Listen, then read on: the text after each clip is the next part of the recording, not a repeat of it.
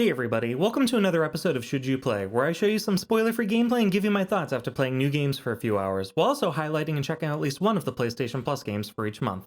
In this video, I'm playing one of the September 2025 PlayStation Plus games, Viewfinder, the 2- and 3-dimensional puzzle game that originally released in 2023.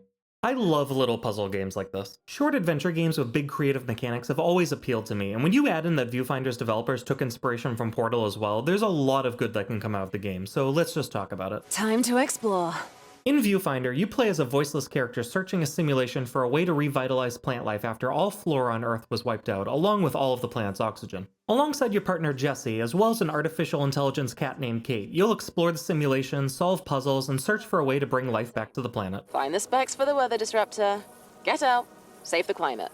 The game is split into 5 chapters, each with a hub area that connects to the teleportation stations for each individual level, and altogether, the game is probably going to take you around 4 hours to beat on your first playthrough, with my getting to the end of chapter 3 after about 2 hours. The story, if I'm being honest, is a bit underwhelming though. Your character never speaks, Kate is the only other character that you'll ever see, and the rest of the cast is voice only, in addition to some optional audio logs and notes you'll find on your journey. Oh, that's unusual. I wouldn't go so far as to say that the story is bad, but compared to the puzzles and gameplay, it just doesn't carry the same weight. Viewfinder's gameplay is simple but effective. You can walk, jump, interact with objects, and rewind time, but the real hook is the core mechanic, turning 2D photos into 3D structures. Hang on, did you just shift reality? You can use these structures to create new walkways, duplicate items, or manipulate the environment to solve puzzles. There's no combat, no fall damage, and no traditional death. If you mess something up, whether that's putting a photo in the wrong spot, running out of film, or falling off of an area, you can just rewind and try again, making the gameplay a pretty low-stress experience overall. Should be smooth sailing from here.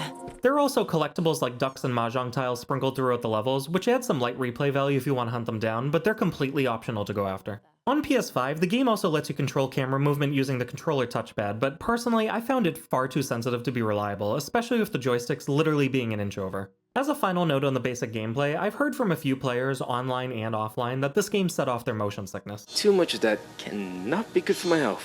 Personally, I didn't experience any issues, even being prone to some motion sickness in real life, but it's something to be aware of if you find that you're more sensitive to it in games. Viewfinder's puzzles are the real star of the show here. Using photos to reshape the world around you never stops being clever, and the game keeps introducing new wrinkles to the formula to keep you on your toes. That's quite the clever solution.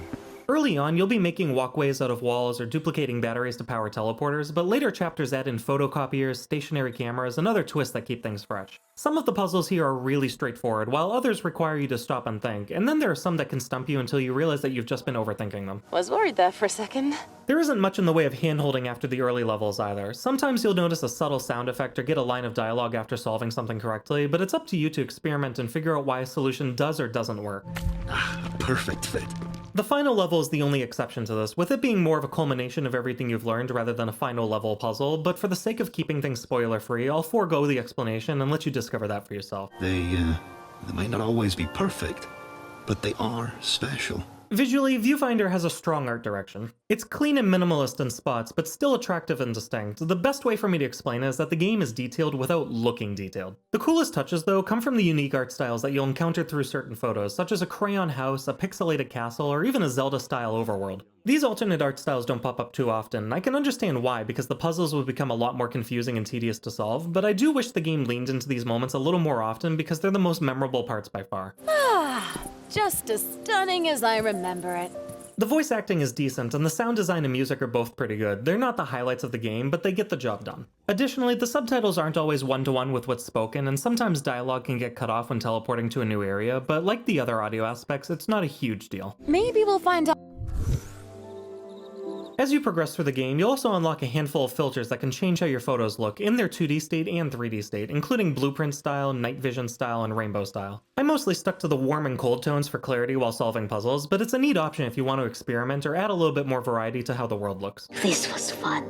After having played through the entire game, I have to say that Viewfinder runs incredibly smoothly. No frame drops or stutters, transitions between levels are seamless, and there weren't any issues that disrupted gameplay of any kind. Shall we go take a look?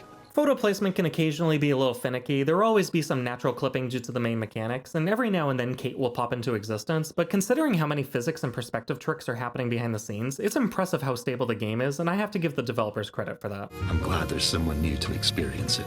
Viewfinder isn't as fun as a game like Portal in the sense that it doesn't have the same personality or humor, but it's still a really fun, clever, and memorable puzzle game with plenty of its own identity. That's some good news, at least. The story is on the weaker side, and the length is a bit shorter than I'd like, but the unique game mechanics more than make up for those shortcomings. The puzzles are satisfying to solve, the design encourages experimentation, the game runs flawlessly, and there's a good amount of replayability with all of the collectibles and optional levels within the simulation. If you enjoy inventive puzzle games or are just looking for a shorter title to take on, this one's absolutely worth your time, and I'll be going back to it to grab everything else I missed as soon as I get the first chance to. That's a high honor, you know.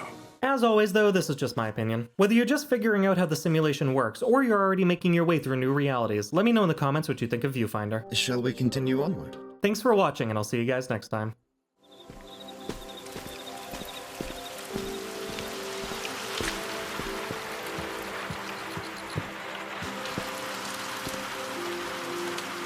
Nice one. Huh? That's weird. Sorry, the simulation is really buggy on my end, but